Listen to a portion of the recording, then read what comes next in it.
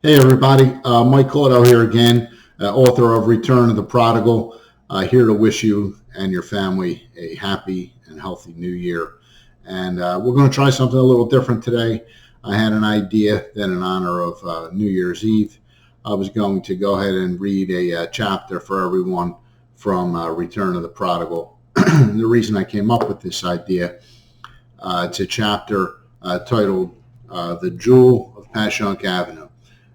And it occurs at just about 11:55 p.m. on New Year's Eve.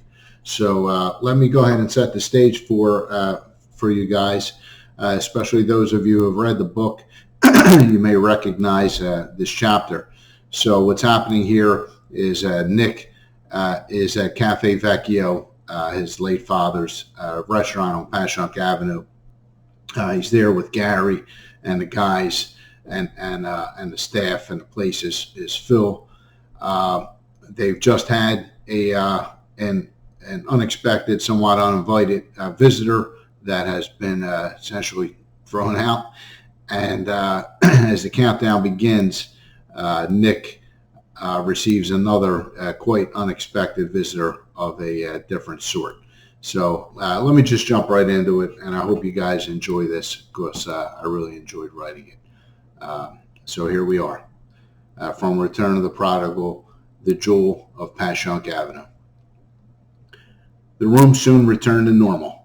The cafe had seen far worse, and a few of the patrons got their first Vecchio story. A little piece of folklore to coddle, nurture, and shuttle back to the suburbs.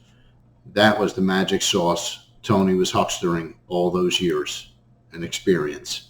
A story you could retell long after you savored the wine and digested the food. The sense of being part of something.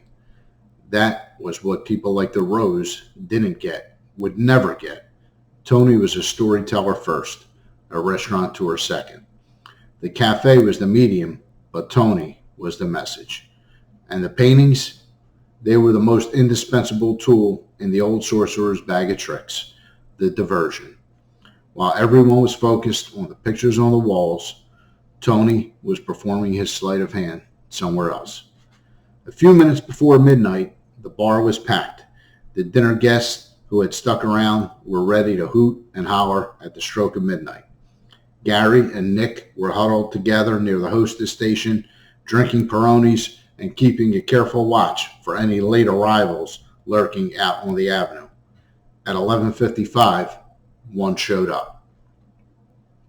Nick had been busting Gary's balls. I thought you hit harder than that, big boy. What happened to you? Shit. That was just a little love tap put that boy on his ass. He's softer than Q-tip cotton. Besides, you know how much that plate glass window would cost? Nick was laughing at Gary's remarks when he spotted the unexpected visitor approaching quickly from across Passyunk Avenue. Angie Romano looked flustered. Radiant, but flustered. Nick pushed open the door for her, and as she brushed past him, her perfume hit him with a jab that rivaled Gary's love tap. Gary made some room at the bar and rustled up a stool for her. Nick took her coat and handed it to the hostess before joining her at the bar. I figured you'd be at the Paradise, Nick said. I mean, I'm glad you're here, but is everything okay? It's Tommy, she said. For a moment, Nick had a horrible thought and an even worse image. What do you mean? He asked urgently. Is he okay? Oh, he's okay, all right. More than okay. He broke up with me. Said he's been seeing someone else. They're in love, blah, blah, blah. Bottom line, he's going to Clearwater with her. Nick actually burst out laughing until he was bent over, trying to catch his breath. Get the fuck out of here. He was looking outside, fully expecting to see his old friend burst in, dressed like Baby New Year or something, blowing a horn, banging a pot, and they would all have a laugh on poor old Nick DeNobly. But Tommy McKenna was nowhere to be found. This is a fucking joke, right? She was sipping a Kettle and Club while she shook her head. No joke. Okay, so my fat, fucking Santa Claus-looking friend, against all odds, lands Angie Romano, the Jewel of Passyunk Avenue. the face that launched 1,000 Coupe de Villes. Then he decided to rip up the winning Powerball ticket. Nick shook his head. I don't believe it. Believe it. Angie put her drink down on the bar a little hard to punctuate her seriousness. And I like the part about the Cadillacs, Nick. But are you sure it was my face that got all those engines revving? She got up, gave him a tender kiss on the cheek, and whispered in his ear. I like the part about the jewel, too, Nicky. You always had a way with words. The crowd was starting the countdown. 10, 9. Nick signaled to Alberto, who poured Nick a hurried shot of kettle, since that's what he happened to have in his hand. 5, 4. Nick and Gary clicked glasses. Joey was at his station, a knockout at his side. Beto came out from the kitchen and joined them at the bar. 2, 1. Angie and Nick locked eyes. Happy New Year. The crowd went wild. Outside, fireworks, M80s, and gunfire erupted out on the streets of South Philly. A few old-timers banged on pots and pans. Virgil had snuck in at some point.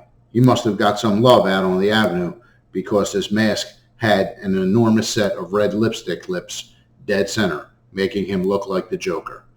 Gary took one look at him and busted out laughing. Angie jumped into Nick's arms. He felt her tears on his face and knew she was telling the truth about Tommy. She pulled back for a moment to look into his eyes. Happy New Year, Nick, she said. Then she kissed him long and hard, this time not on the cheek. Nick's head was spinning. He felt like his skull was a giant snow globe, and the hands of fate were shaking it, except instead of snow, cherry blossoms swirled around inside. Excuse me, Angie. He needed a minute to compose himself because he was in danger of diving headlong into the deep end of her eyes, where he had almost drowned all those years ago. Nick walked to the kitchen, went out by the dumpster for some fresh air and quiet, and called Grace. It was pretty loud at the tiki, so Grace walked away from the bar and onto the beach when the phone rang. She was crying when she answered. I'm looking out at the ocean and thinking of you, but you're so far away, like the lights of the little boat I see. I'm not that far, Grace. I'll be back with you soon, I promise. Don't make a promise you can't keep, Nick. You're a better man than that.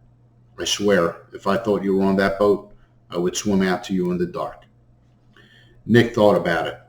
You know what, Grace? I believe you would, but this is my swim to make.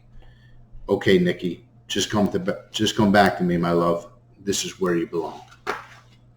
Nick knew she was right, and in that moment, everything became clear to him. He knew what he needed to do. I know, Grace, I love you. Happy New Year. It will be happy when you're here with me, not a minute before.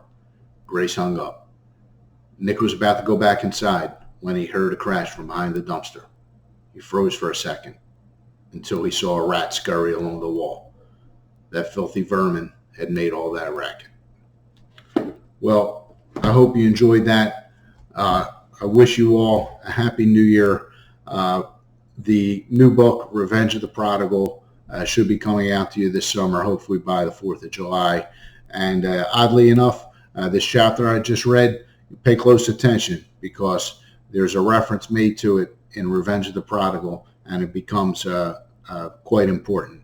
I'm going to suggest to you that this chapter I just read, other than the fact that it happened to occur on New Year's Eve, it's pretty special to me, and I feel it's very pivotal in the novel. It signals a time where Nick makes a shift within himself, and it also is a transitionary chapter in the novel where Nick begins the latter part of his journey.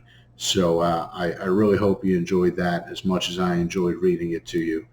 Let me know in the comments, and if maybe we can make this a regular thing if it's something that you like. As you know, I do keep you posted with some sneak peek chapters from Revenge of the Prodigal, and I'll continue to do that. Maybe I'll even read one or two here as the writing progresses. In the meantime, if you haven't read Return of the Prodigal, it's available on Amazon in either ebook or paperback. And so go ahead and order it. It's $2.99 for the ebook You don't need a Kindle to read it. At $9.99 for the paperback. Okay, thank you for all your support, and I appreciate each and every one of you. Once again, a happy and healthy 2022. God bless.